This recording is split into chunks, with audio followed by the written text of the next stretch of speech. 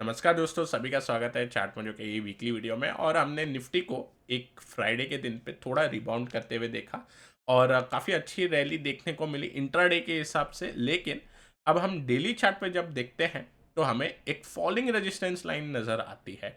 और आपको हमारी लास्ट वीक की जब मैं और अभिषेक कर रहे थे एनालिसिस, तब मैंने आपको बताया था क्योंकि ये जो मेजर ट्रेंड लाइन आ रही है, राइजिंग सपोर्ट लाइन ये जो आ रही है, ये एक सपोर्ट प्रोवाइड करेगी और हॉल्ट देखने मिल सकता है।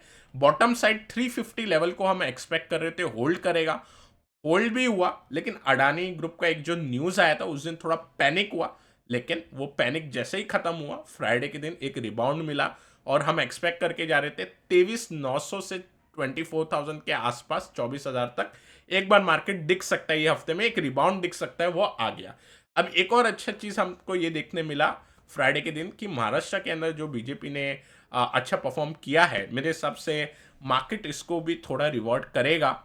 अब क्या हो सकता है मंडे के ट्रेडिंग सेशन में, ये जो फॉलिंग जो आपको रेजिस्टेंस लाइन दिख रही है, इसके ऊपर अगर गैप अप हो जाए तो मंडे का मेरे को ऐसा लग रहा है, अगर 24,050 के ऊपर गैप अप हो जाए तो मेरे हिसाब से फिर मार्केट थोड़ा और 200-300 पॉइंट जाने के लिए ऊपर रेडी हो जाएगा। तो हमें लेवल पे क्या ध्यान देना है, 24,050 ये लेवल ब्रीच होगा तो मेरा एक्सपेक्टेशन मार्केट से ये रहेगा कि 24,350 के एरिया तक ज़रूर पहुंचे। तो 350 टू 500 अगला रजिस्टेंस होगा, लेकिन 350 एक बार मैं एक्सपेक्ट करके चलूंगा पर्सनली। बाकी डाउन साइड की अगर मैं बात करूं तो डाउन साइड के लिए अब एक मेजर लेवल बन जाएगा। ओके, 23,350 से लेके 23,250, तो ये जो 100 पॉइंट की रेंज है ये काफ़ी स्ट्रॉन्ग सपोर्ट की तरह काम करेगी। तो मेरे हिसाब से हमें इसको एक इम्पॉर्टेंट लेवल की तरह आप देखना चाहिए। और बायस जो है अभी माइनर पॉजिटिव की ओर फिलहाल बढ़ा लेंगे, न्यूट्रल टू माइनर पॉजिटिव रखेंगे आने वाले हफ्ते के लिए, क्योंकि हमें पता है एक बड़ा हर्डल 24,500 पे अपने लिए बनेगा। तो माइनर पॉजिटिव इसीलिए। अब दोस्तों बैंक निफ्टी की बात करते हैं। बैंक निफ्टी पे मेरा जो रुझान है वैसे उतना कुछ खास नहीं बन रहा बैंक निफ्टी के देख के, क्योंकि एक साइडवेज चॉपीनेस बिहेवियर दिखा रहा है बैंक निफ्टी। आने वाले सेशन के लिए मुझे लगता है कि ये इसी रेंज में रहना चाहिए। और स्पेशली मंडे के दिन अगर 51,350 निकालेगा, जो कि डेफिनेटली गैप अप में निकाल सकता है, तो मैं जो अगला लेवल एक्सपेक्ट करूंगा इसके अंदर वो करूंगा 51,800 और 52,000 का इन दी सेम सेशन। नीचे के साइड अगर जाएगा बैंक निफ्टी तो सपोर्ट ले लेगा 50,000, 250,000 पे, तो इसमें ज़्यादा कुछ डैमेज नहीं दिखता। निफ्टी मिड कैप की बात करते हैं।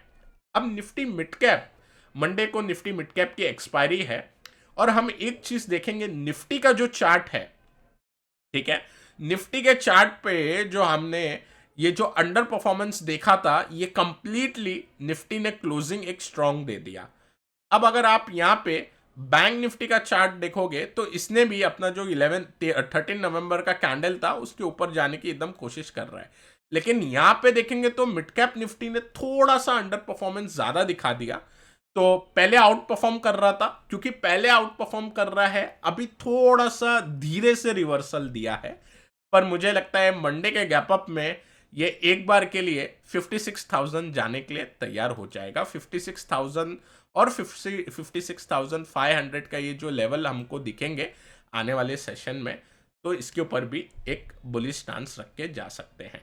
अब दोस्तों सबसे बड़ा यहाँ पे इंटरेस्टिंग चीज मेरे को ये दिख रहा है, ग्लोबल मार्केट के अंदर यूएस का मार्केट फिर से नया हाई लगाने जा रहा है, लेकिन इसी के साथ साथ डॉलर इंडेक्स भी नया हाई लगाने के लिए निकल गया। एक मेजर ब्रेकआउट जिसका डर था वो हो गया। बस यहाँ पे जो क्लोजिंग आप देख रहे हो वो थोड़ी लैकलस्टर आई। ये 108 के ऊपर जाएगा तो फिर ऐसा लगेगा कि डाउ के अंदर ये रैली हॉल्ट होनी चाहिए। फिलहाल तो डाउ फ्राइडे के दिन काफी मजबूत बंद हुआ है, इसका फायदा हमें लगता है कि बाकी सब वर्ल्ड मार्केट पे भी पड़ना चाहिए। अब दोस्तों बॉन्ड यील्ड जो है वो रुका हुआ है, थोड़ी देर के लिए शांत है। आई थिंक अगला जब इन्फ्लेशन का नंबर आएगा यूएस का तो आई थिंक कुछ एक्शन देखने मिलेगा। लेकिन यहाँ पे मुझे लग रहा है इकोनॉमी के अंदर कुछ तो कुछ अब बड़ा होने वाला है जल्द, क्योंकि हमने देखा है जब भी डॉलर इंडेक्स, बॉन्ड यील्ड आपका डाउ हो गया, आपका गोल्ड हो गया। देखिए गोल्ड भी काफ़ी अच्छे से रिवर्सल मार के वन वे ऊपर गया। और साथ ही साथ हम बिटकॉइन को कैसे बोल सकते हैं, हालांकि हम बहुत कम बताते हैं बिटकॉइन के बारे में, तो बिटकॉइन भी यहाँ पे लगा लेते हैं। तो देखिए बिटकॉइन भी 65,000 का 1 लाख हो गया। तो अगर सारे एसेट क्लास बढ़ रहे हैं, इसका मतलब ये है कि कुछ ना कुछ झटका हमें जल्द लगने को मिल सकता है। लेकिन फिलहाल क्योंकि हम प्रेडिक्ट नहीं कर सकते, टाइमिंग नहीं कर सकते कि क्या हो सकता है, तो इसलिए फिलहाल डे टू डे या वीकली टू वीकली बायस बना के चल रहे हैं। इस हफ्ते के लिए माइनर पॉजिटिव बायस बना के चलेंगे। ठीक है। I think Abhishek this is it for the technical जो लग रहा है हमें। इसके बाद जो डेवलपमेंट हुए अभिषेक से जानते हैं। यस अभिषेक। यस, जो आपने जो व्यू बताया हम लोग सब जानते हैं, जो उस दिन का फॉल आया था that was largely related to Adani case. And I see people asking कि अब अडानी में क्या होगा। हमें 2-3 चीज़ बात याद रखना होगा। फर्स्टली जो भी मेरा पॉइंट ऑफ व्यू होता है वो इन्वेस्टिंग पॉइंट ऑफ व्यू से होता है। मैं ट्रेडिंग की तरफ ज़्यादा ध्यान नहीं देता हूँ। Looking into investing point of view, सबसे इम्पोर्टेंट चीज़ कोई भी इन्वेस्टर देखता है in any company is it's corporate governance. ये हमने सीएफए में भी पढ़ा है, ये हम यूजुअली जानते भी हैं कि corporate governance is one of the key issues for any investors, any big investors. वो देखते हैं कि कंपनी का मैनेजमेंट कैसा है, उनके लिए बहुत इम्पोर्टेंट होता है कि कंपनी का मैनेजमेंट कैसा है। सो ये पॉइंट बहुत ज़रूरी हो जाता है if we see that USA gets involved with one of the biggest companies in India, and with respect to a bribery case या whatever it is, तो हमें ये एक चीज़ पता चलता है कि अब जो भी बड़े इन्वेस्टर्स हैं, वो इस कंपनी को जल्दी से हाथ नहीं लगाएँगे for its investment purpose. There might be sudden upward trajectory going on because Maharashtra में BJP has come up with a very strong number. तो मे बी ऐसा हो सकता है कि अडानी में हमें एक बाउंस बैक दिखे। बट मेरे हिसाब से for long term perspective this stock becomes unattractive to me, in strong word unattractive, because इसका कॉर्पोरेट गवर्नेंस का इश्यू है। हमें ऑब्जेक्टिवली देखना चाहिए, be it for any reason, कि क्यों आया, किसने किया, वाज इट अ कॉन्स्पिरेसी और whatever. But the fact of the matter is कि इसमें कॉर्पोरेट गवर्नेंस का इशू आया है। एंड अगर कोई भी ऐसे कंपनी में कॉर्पोरेट गवर्नेंस का इशू आता है, तो जब तक हमें कोई क्लैरिटी नहीं मिलती उस कंपनी की तरफ, तो वो कंपनी में हमें एक वीकनेस हमेशा दिखता है। आप कोई भी कंपनी उठा लीजिए पहले की। हम लोग देखते थे येस बैंक में एक इशू आया था कॉर्पोरेट गवर्नेंस का, जैसे ही आया वो बैंक क्रैश जैसा हो गया, राइट? तो क्यों नहीं इसमें भी वो आ सकता है, क्योंकि इसमें हम देख रहे हैं कि there are some issues with the company's management. So इस चीज के हिसाब से मैं इस कंपनी को अवॉइड करूंगा completely for any long term investments till it becomes clear what is happening behind the picture, right? और moving on from this thing, एक आईपीओ आ रहा है इस हफ्ते, जो आ गया था फ्राइडे में, इनफैक्ट अभी 2 दिन और बाकी है। This is related to one of my favorite sectors, which is water, और the company's name is Environ Infra Engineers।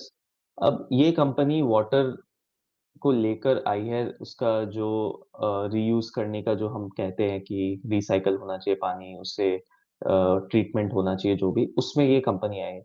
We know one of my favourite stocks is VA Tech Wabag with respect to water, और मैं कहता हूँ कि if the water is future then we should look into companies which are investing into water, and VA Tech Wabag is one such companies। मैंने इसे बहुत ही early days में फाइंड किया था, and I invested it around 140 when it was at 140, and my reason for investment was purely that the company was moving from asset heavy to asset light, और इसका margin expansion हो सकता है। ये thesis में मैंने कन्विक्शन लिया था, और उसके बाद मैंने इसे राइड किया है अभी तक। लुकिंग एट द फंडामेंटल्स, सो अब अपन क्या करेंगे, कोई भी आईपीओ आता है उसका जैसे हम कहते हैं कंपैरिजन कर लेते हैं कि करंट कंपनी में क्या अभी प्राइसिंग चल रहा है, क्या वैल्यूएशन चल रहा है। उस हिसाब से हमें एक गाइडेंस मिल जाता है कि हाँ, जो नए कंपनी आएंगे आईपीओ के बाद उसको क्या वैल्यूएशन मिल सकता है। लुकिंग एट दैट, हम ये देख सकते हैं कि price to sales of VA Tech Wabag is around 3.5।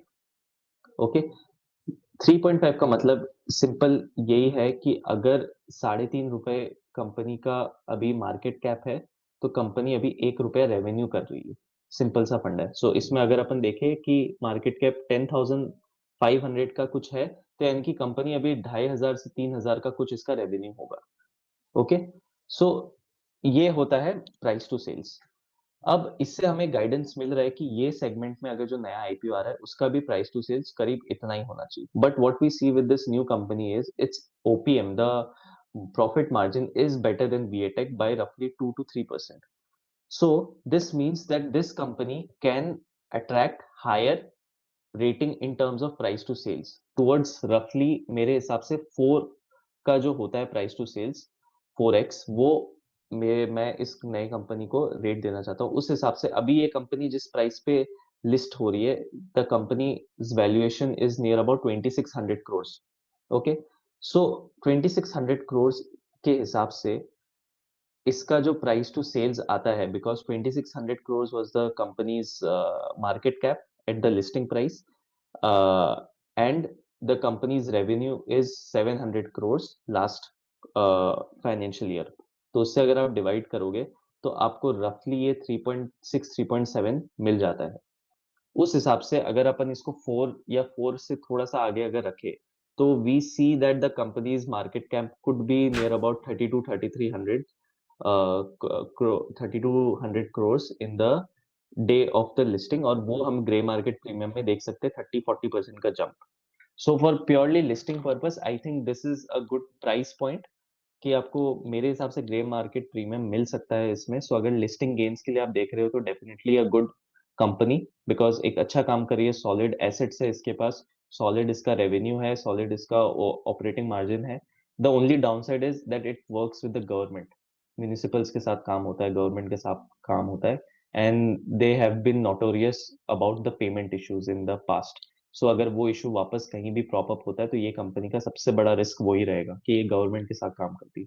तो वो चीज को माइंड में रखते हुए we might see this rating going on in the future as well, 4 का पीएस एट मैक्स। उससे ज्यादा मैं इसको रेटिंग नहीं दूंगा इस कंपनी को इन द फ्यूचर ऑल्सो। सो अगर रेवेन्यू 20% 25% का अगर ये जंप दिखा सकते हैं, then we might see a good value in the stock. Otherwise, it might be rather a stable company going forward. तो हम देख सकते हैं कि एक बार के लिए ऑलमोस्ट इनलाइन लिस्टिंग पे वैल्यूएशन लगभग मैच हो जाएगा वाटेक वावाक जो देख रहे थे।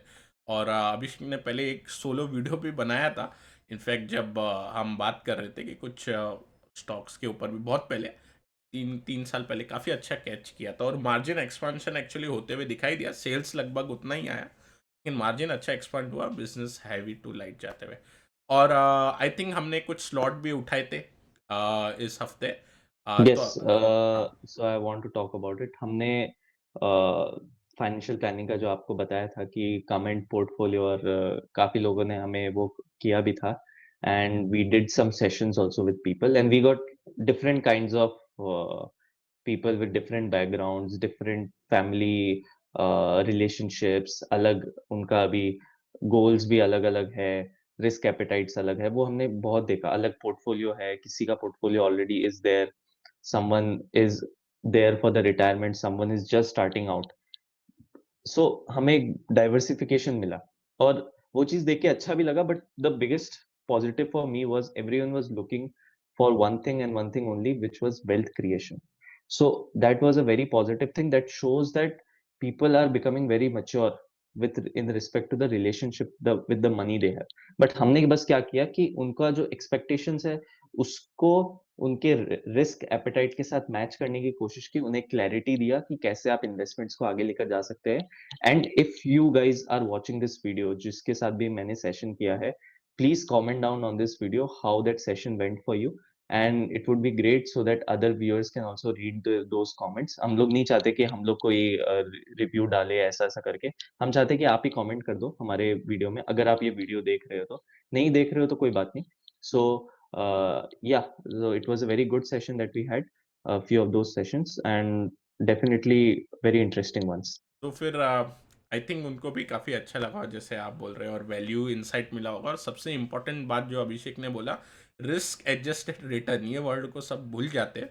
जैसे बिटकॉइन का जस्ट चार्ट देखा हमने थोड़े टाइम पहले, रिटर्न भले ही अच्छा दिखता है, लेकिन वो रिटर्न के साथ जो वॉलेटिलिटी आती है वो लोग सहन नहीं कर पाएंगे।